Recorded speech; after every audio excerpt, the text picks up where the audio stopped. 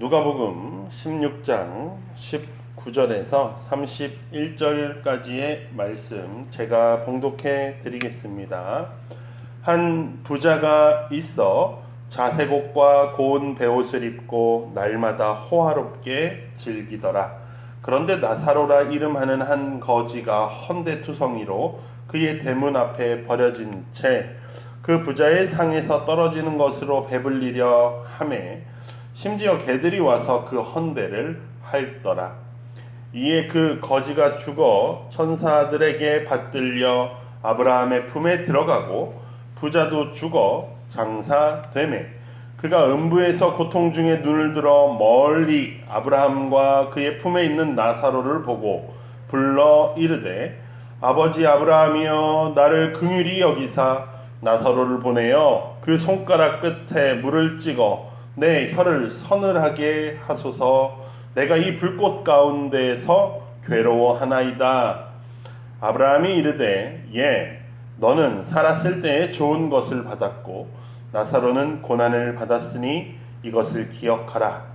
이제 그는 여기서 위로를 받고 너는 괴로움을 받느니라. 그뿐 아니라 너희와 우리 사이에 큰 구렁텅이가 놓여 있어 여기서 너희에게로 건너가고자 하되 갈 수 없고 거기서 우리에게 건너올 수도 없게 하였느니라. 이르되 그러면 아버지여 구하노니 나사로를 내 아버지의 집에 보내소서. 내 형제 5이 있으니 그들에게 증언하게 하여 그들로 이 고통받는 곳에 오지 않게 하소서. 아브라함이 이르되 그들에게 모세와 선지자들이 있으니 그들에게 들을지니라. 이르되 그렇지 아니하나이다. 아버지 아브라함이여 만일 죽은 자에게서 그들에게 가는 자가 있으면 회개하리이다. 이르되 모세와 선지자들에게 듣지 아니하면 비록 죽은 자 가운데서 살아나는 자가 있을지라도 권함을 받지 아니하리라 하였다 하시니라. 이 모든 말씀은 하나님의 말씀입니다. 하나님 감사합니다. 아멘. 아멘. 자리에 앉아 주십시오. 감사합니다.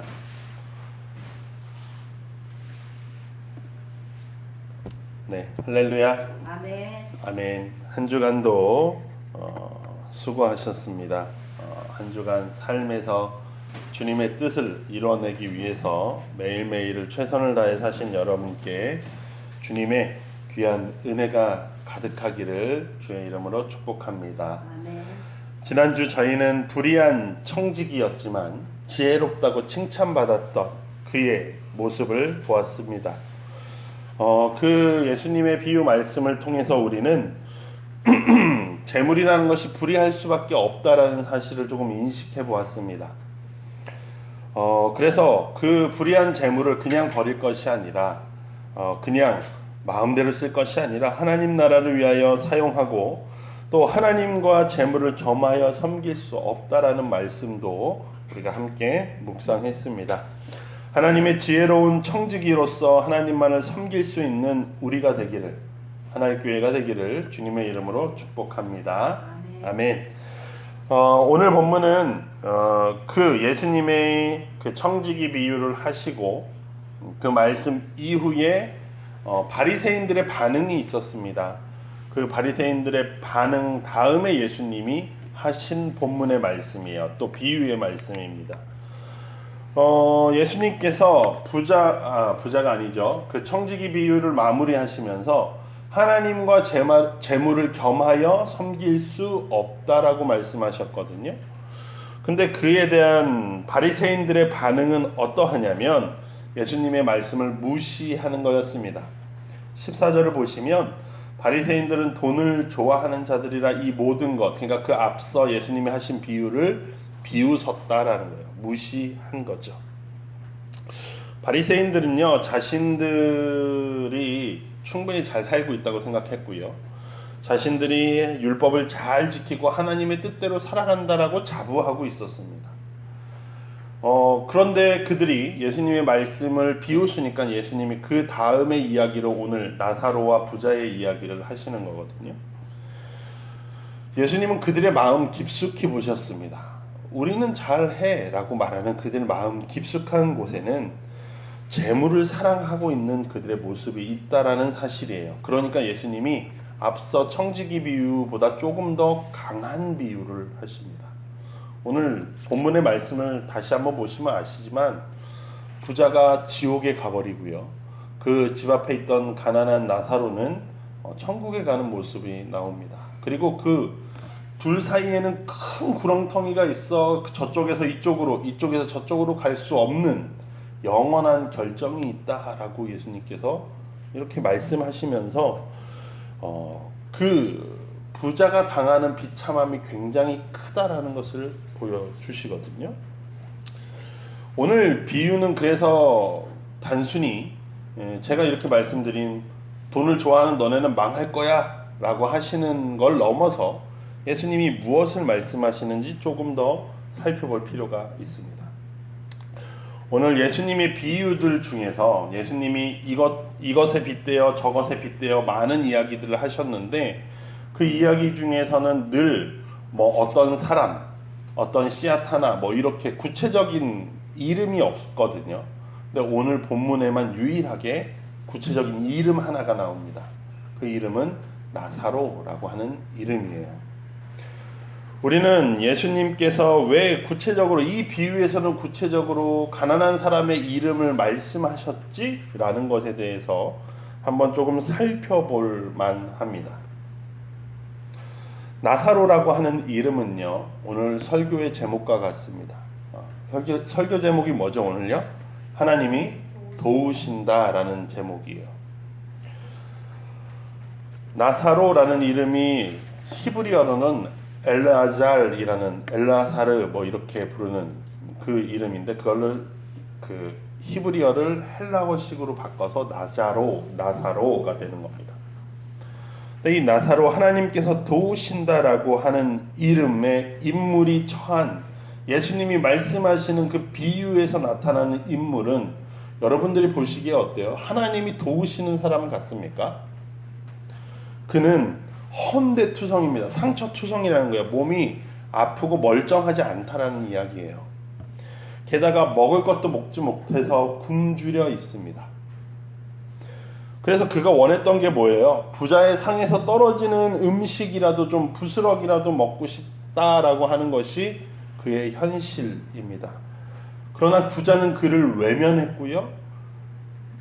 심지어 개들이 와서 그의 헌대를 핥았다라고 표현하고 있습니다. 유대인들의 문화에서 개는 부정적인 동물이에요. 그래서 이 가난한 나사로가 처해 있는 현실이 아주 비참하다라는 이야기입니다. 근데 그 모습을 보시면서 여러분은 하나님이 도우시네 라고 말씀하실 수 있으세요?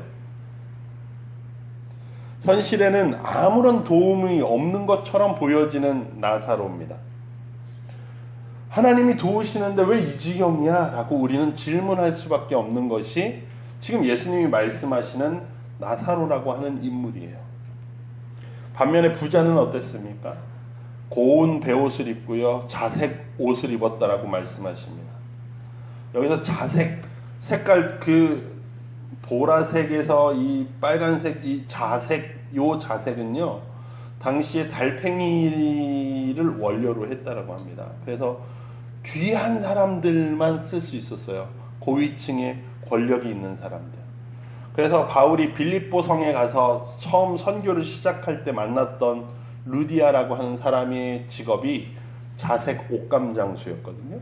그 말은 즉 그 루디아라고 하는 사람은 굉장한 부유한 사람이고 이 고위층하고 커넥트가 돼 있는, 이렇게 연결이 돼 있는 사람인 거죠.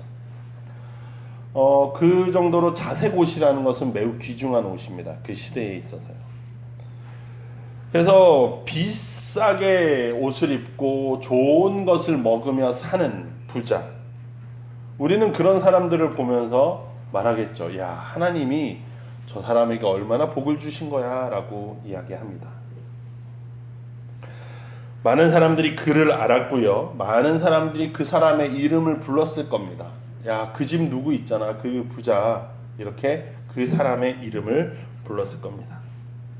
우리의 생각에는 하나님의 도우심은 오히려 부자에게 있는 것 같아요. 그런데 예수님께서는 오늘 그의 이름을 부르시나요? 부르시지 않더라라는 사실입니다. 그냥 어떤 부자, 한 부자, 이렇게 부자가 있었다라고 표현하십니다. 하나님 앞에 이름이 없는 존재라는 사실입니다. 15절에서 더 보시면 예수님께서 이르시되 너희는 사람 앞에 스스로 옳다 하는 자들이나 너희 마음을 하나님께서 아시나니 사람 중에 높임을 받는 그것은 하나님 앞에서 미움을 받는다라는 거예요. 그러니까 이 부자는 사람들 앞에서 높임을 받고 있었으나 하나님이 그를 기억하십니까? 기억하지 않습니까? 기억하지 않는 처지다라는 말씀입니다. 하나님은 나사로의 이름은 아시지만 부자의 이름은 무명으로 두셨습니다. 그래서 우리가 오늘 본문을 딱 마주하시면서 처음 가지셔야 하는 질문은 이거예요.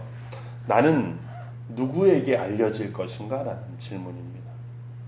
사람들에게 이름이 나는 사람이 되는가? 아니면 사람들에게 이름은 없지만 하나님께서 나의 이름을 기억하시는 자가 될 것인가? 라는 거죠. 나사로라는 이름을 조금만 더 살펴보시죠.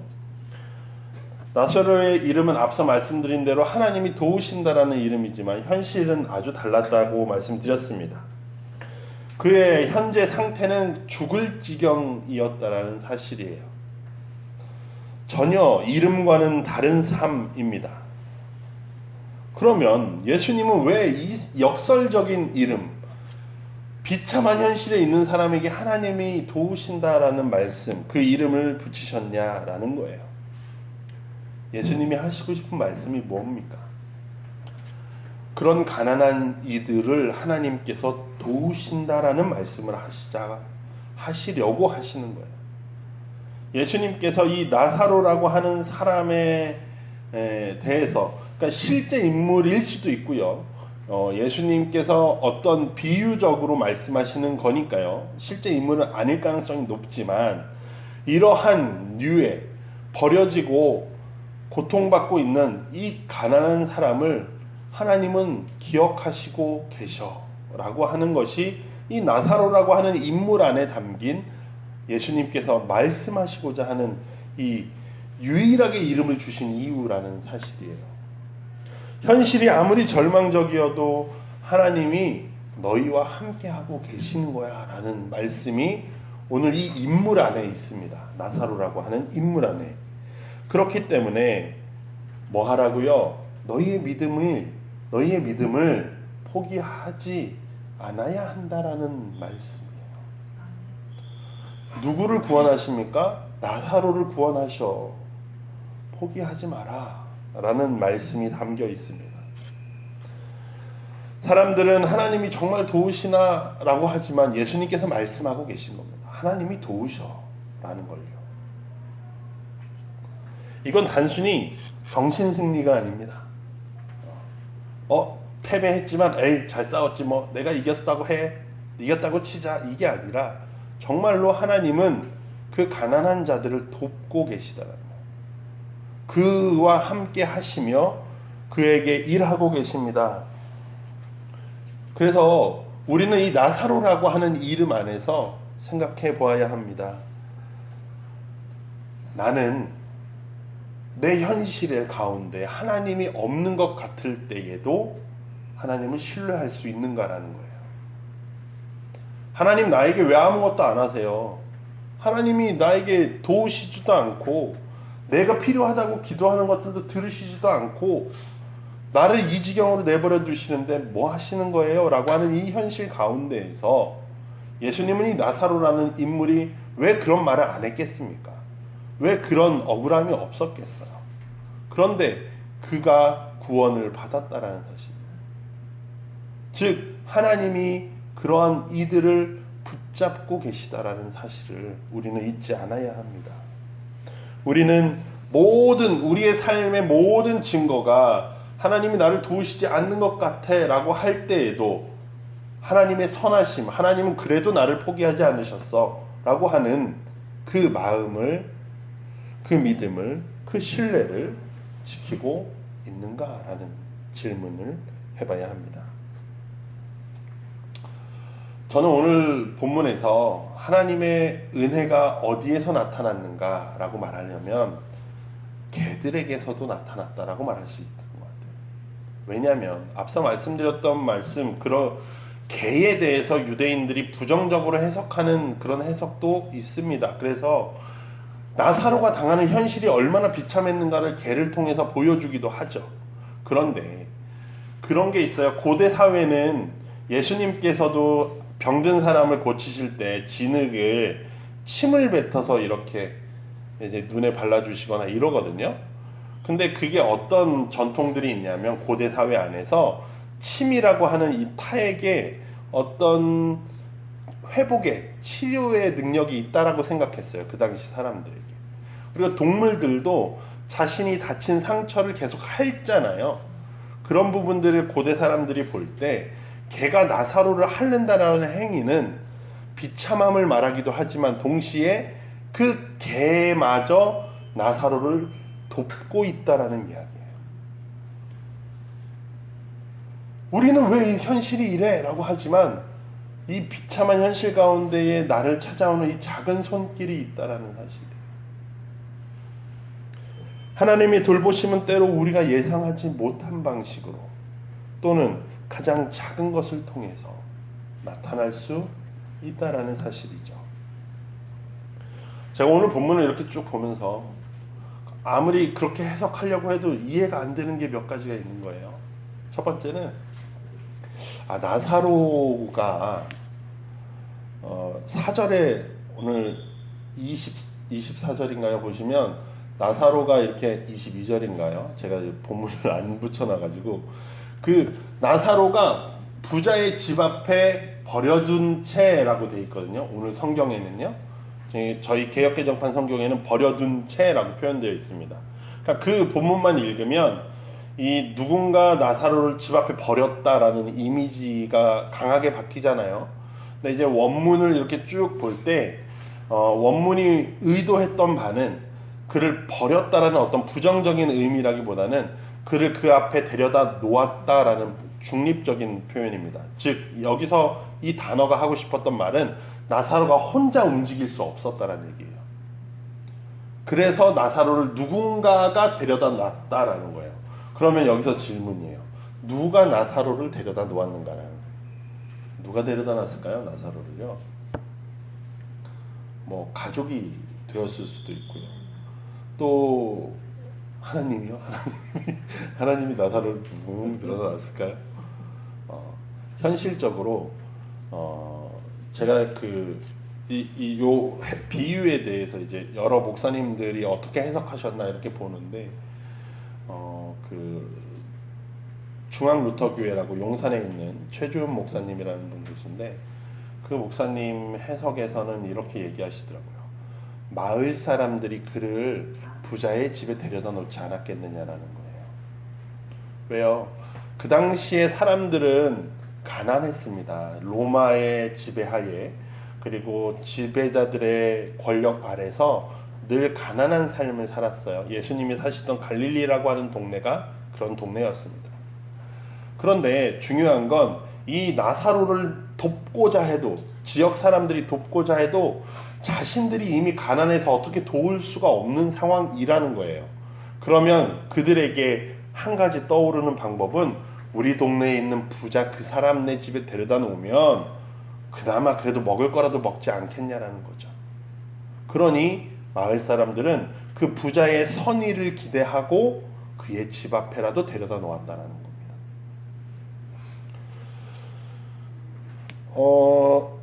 그들은요 포기하지 않았어요. 나사로를 버려둔 게 아니라요. 갖다 우리 필요 없으니까 절로 가 하고 버린 게 아니라요.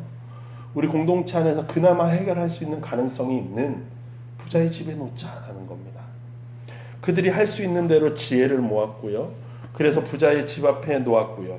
그것은 공동체적인 돌봄일 수 있어요. 나사로를 향한 그렇게 해석할 수도 있다라는 겁니다. 각자의 위치에서 그들이 할 수 있는 건 없지만 그들이 할 수 있는 지혜를 짜내고 그들이 할 수 있는 한 글을 들어서 옮겨다 주고 하는 그 일들, 어떤 상황이든 할 수 있는 대로, 부자이기 때문에 일하는 게 아니라 가난할지라도 할 수 있는 대로 그를 도왔다라는 사실입니다. 두 번째, 제가 가졌던 질문은 많은 사람들이 질문하는 걸 거예요. 왜 나사로는 구원받았는데 부자는 구원 못 받았냐? 라는 거예요. 근데 부자가 왜 구원을 못 받았냐? 라고 하는 것에 대해서는 주로 많은 의견들이 있습니다. 나사로를 돌보지 않았기 때문이다 라고 이야기하기도 하고요. 그거는 조금 선명하게 드러나요. 근데 그러면 나사로는 왜 구원받았어? 라는 거예요. 아무것도 한 게 없는 것 같은데 이야기 안에서. 그죠? 그 질문을 할 수밖에 없습니다. 그래서 제가 고민을 하다가 그런 이야기들이 있어요. 하나님은 가난한 사람들의 편이시다라는 이야기들이 있습니다. 신학자들 안에서요. 근데 이 말이, 그러면 하나님은 가난한 사람은 사랑하시고 부자들은 미워하시나? 라고 생각할 수 있게 되는 거죠.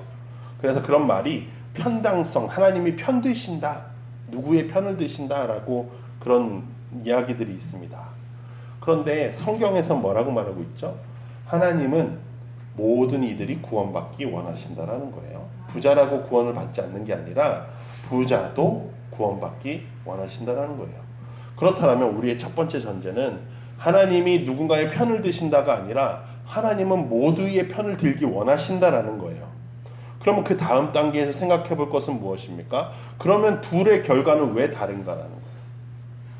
그래서 제가 하나님이 어떤 자를, 오늘 이름, 그 나사로라는 이름이 하나님이 도우신다라는 거잖아요. 그래서 제가 고민을 해봤어요. 그러면 하나님은 어떤 사람을 도우시지? 누구를 도우시냐라는 겁니다. 하나님은요, 자신을 의지하는 자들을 도우십니다. 예. 그래서 제가 하나님이 가난한 자들을 편드는 게 아니라 가난한 자들이 하나님의 편이 된다라고 말씀드릴 수 있을 것 같아요. 그 말은 가난한 자들이 하나님을 의지한다라는 거예요. 나사로로 대표되는 가난한 사람들은 의지할 곳이 없습니다. 그들에게 남겨진 것은 모든 것을 빼앗기고 난 몸뚱이 하나밖에 없고요. 그들은 자신에게 처한 그 비참한 현실밖에 남아있는 게 없어요. 그러니까 뭐합니까? 울부짖습니다. 부르짖습니다. 누구를 찾아요? 하나님을 찾을 수밖에 없는 게 그들의 비참한 현실이죠. 근데 중요한 사실은 하나님이 그들의 목소리에 귀 막으시는 분이 아니라 그들의 목소리에 귀 기울이시는 분이라는 사실입니다. 하나님께서 애굽에 있던 이스라엘 백성들의 울부짖음에 응답하셔서 모세를 부르셨습니다.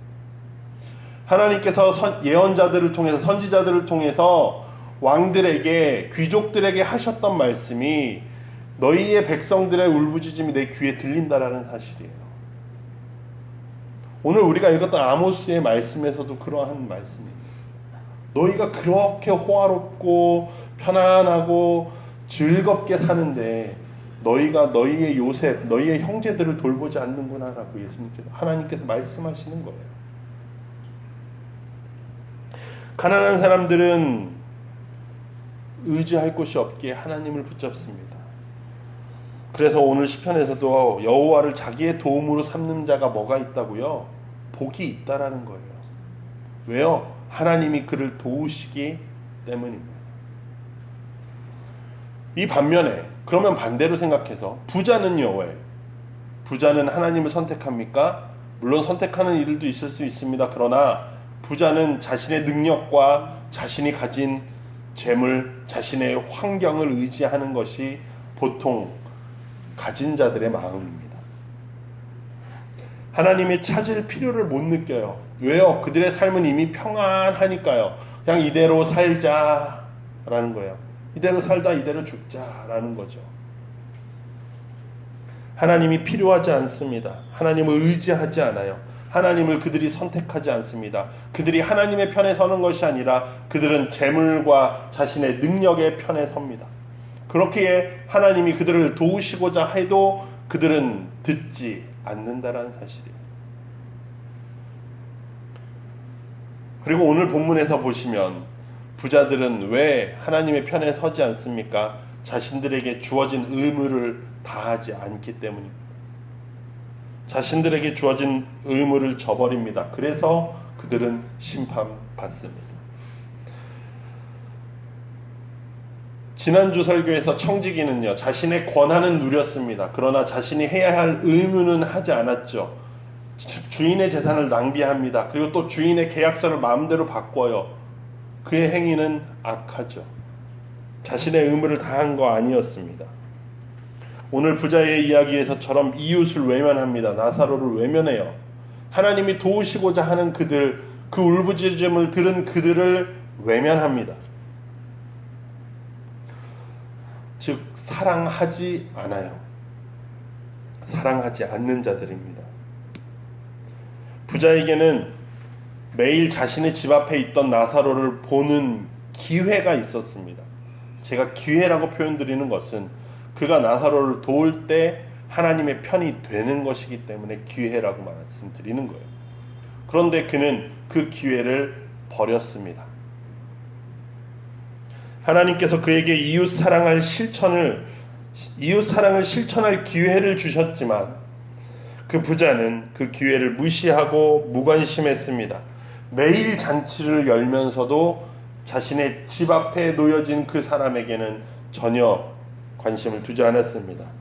그래서 결국 하나님이 누군가의 편을 드신다라는 이야기가 아니라 우리는 생각해 볼 것이 우리는 어떤 선택을 하고 있는가를 오늘 본문에서 발견해야 한다는 사실입니다. 사랑하는 성도 여러분, 우리는 무엇을 의지하고 있으며 우리의 능력과 재산을 의지하는지 아니면 하나님을 의지하는지, 나사로를 외면한 부자의 길을 가고 있는지 아니면 지혜롭게 이웃을 돕는 길을 가고 있는지 우리는 스스로 물어야 합니다. 그렇다면 우리가 지혜로운 선택을 해 나가야 한다면 우리는 무엇이 필요합니까? 오늘 본문의 후반부에서 예수님께서 그런 이야기를 하십니다. 무저갱에 있는 부자가 아브라함한테 말합니다. 아버지요, 내 형제들에게 나사로를 보내주세요 라고 말합니다. 즉, 그 죽은 나사로가 부활해서 우리 형제들을 만나서 그가 본 천국과 지옥에 대한 이야기를 하게 해주세요 라고 이야기합니다. 나처럼 살았던 사람은 지옥에 왔고 나사로와 같은 그들을 돕는 이들은 천국에 갔다는 사실을 증언하게 좀 부탁드립니다. 그들은 죽지 않아야 되지 않겠어요? 라고 말해요. 네, 아브라함이 뭐라고 말합니까? 그들에게 이미 모세와 선지자들이 있으니까 그들의 말을 들을지어다 라고 말씀하십니다. 그들에게 이미 뭐가 주어졌다라는 거예요? 말씀이 주어졌다는 사실이에요. 그들이 그 말을 못 들은 게 아닙니다. 이미 그들에게 말씀이 주어졌다. 어떤 말씀이요? 하나님을 사랑하고 이웃을 사랑하라는 말씀이 이미 분명한 명령이 주어졌다라는 사실이에요. 바리새인들은 율법도 잘 알고 있었고 돈도 좋아했지만 그들의 문제는 하나님을 의존하지 않았다는, 하나님을 의지하지 않았다는 거예요. 자신들의 재물, 그리고 자신들이 이루어놓은 종교적인 성과, 내가 이것을 지켰고 이것을 지켰고 이러한 내가 이렇게 살아가는데 내가 나 같은 사람이 구원 안 받으면 누가 구원을 받아? 라고 하는 자신의 종교적인 성과에 의지했습니다. 부자가 계속 요청하죠. 아유, 죽은 자가 살아나서 말해주면 믿을 거예요. 그때 아브라함은 말합니다. 아무리 죽은 자가 살아나도 그 말씀을 듣지 않는 사람들은 듣지 않을 거다라는 거예요. 우리는 여기서 생각해 볼 것이 있습니다. 우리는 신앙생활을 하면서 기적을 바라요. 우리의 삶이 뒤집어 엎어지는 뭔가 새로운 일이 일어나기를 원합니다. 예, 그런데요, 신앙은요, 기적을 보기 위해서 신앙생활을 하는 것이 아니고요, 사랑을 보여주기 위해서 신앙생활을 하는 겁니다. 그리고 그 사랑을 보여줄 때 하나님께서 그 일들 가운데 기적을 행하신다라는 사실을 기억하십시오. 우리는 어떻게, 중요한 건 그렇다면 어떻게 그 사랑을 보이며 살아갈 수 있습니까? 마을 사람들이 나사로를 부자의 집 앞에 둔 것처럼 우리의 나름의 방법들을 찾을 수 있겠죠. 경제적인 여유가 있는 이들은 삭개오처럼 행동할 수도 있을 겁니다. 뒤에 누가복음 뒤에 가시면 삭개오라는 인물이 나오는데 예수님을 만난 이후에 그가 말하죠.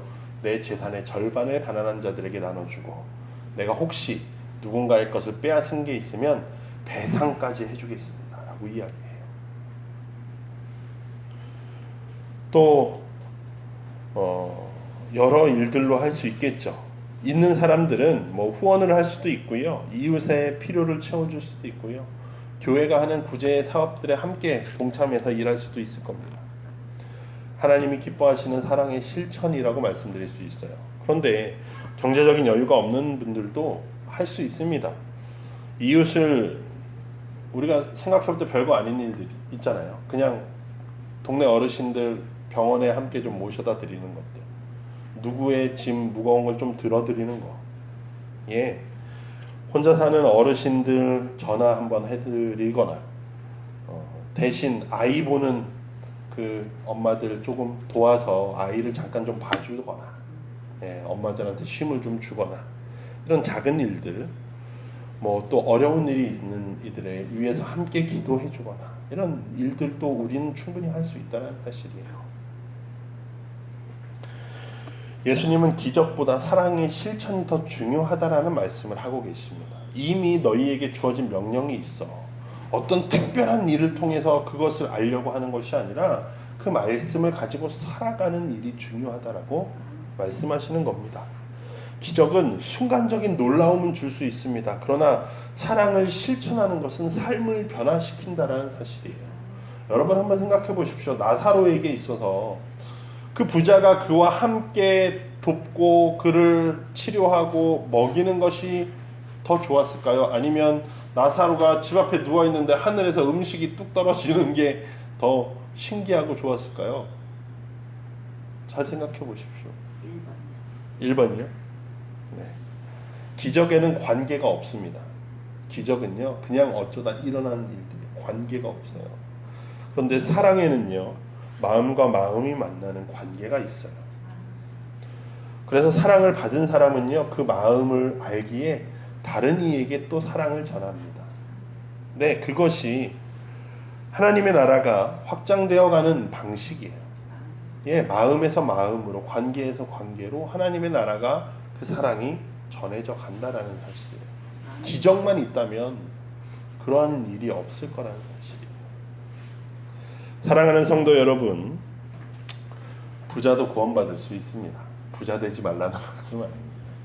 부자 되시면 좋죠. 부자 되면 안 되겠네 이렇게 생각하지 마시고 다 나눠주면 돼요. 네. 부자가 되면 근데 잘 못 나눠주더라고요. 그렇기는 한데. 부자는 안 될 거예요. 그러게요. 그래서 부자가 못 될 수도 있는 것 같아요. 부자가 구원을 못 받는 게 아닙니다. 구원의 기준은 하나님께 있어요.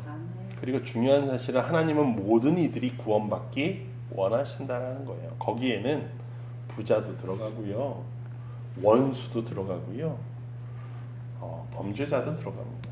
누구나 하나님이 구원받기 원하셔요. 그런데 문제는 뭡니까? 그들이 그 선택을 하지 않는다는 사실입니다. 하나님의 편에 서지 않는다는 사실이에요.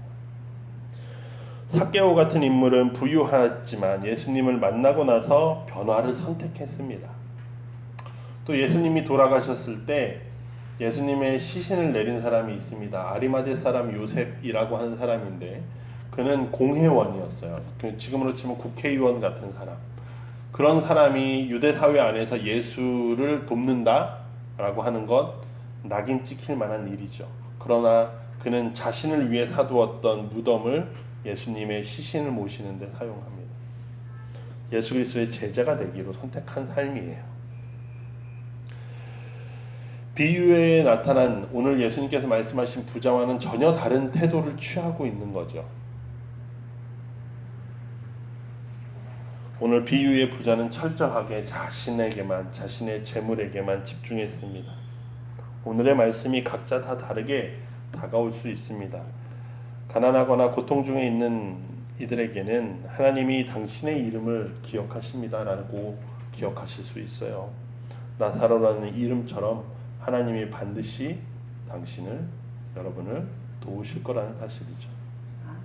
또 반대로 무언가 가진 이들을 정죄하기 위한 말씀이 아닙니다. 가진 이들에게도 선택의 기회가 주어졌다는 사실이에요. 하나님께서 계속해서 기회를 주고 계시다는 사실이에요. 무엇을 진정으로 의지하고 있는가?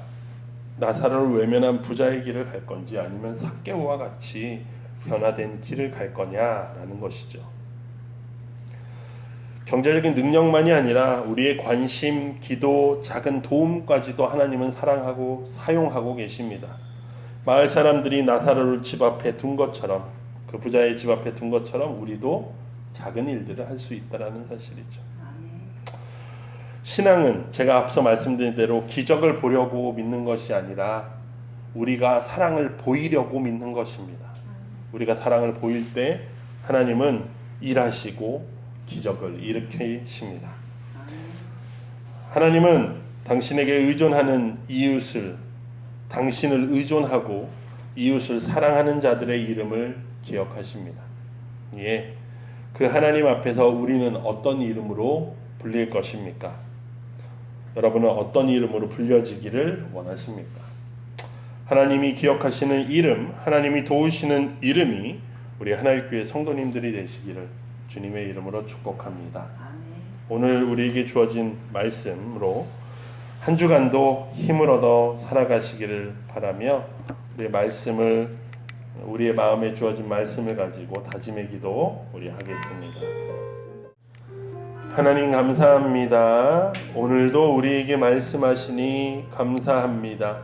예수님의 비유를 통해서 하나님이 우리를 도우신다라는 사실을 잊지 않게 하시니 우리의 모든 것이 부정되는 것 같은 현실 가운데에서도 하나님의 일하심을 신뢰하는 우리가 되게 하여 주시옵소서. 또한 부자의 행위와 같이, 부자의 행동과 같이 그 나사로를 무시하는 자들이 아니라 나사로와 같은 이들을 하나님이 도우시는 그들을 바라보며 그들과 함께 살아가는 우리가 되게 하시고 우리의 마음이 하나님께로 돌아서 있기를 하나님을 선택하는 우리가 되게 하여 주시옵소서. 그래서 이 땅을 하나님이 거하시는 하나님의 나라로 이루어갈 수 있는 우리 하나의 교회가 되게 하여 주시옵소서. 감사드리며 예수님의 이름으로 기도드립니다. 아멘.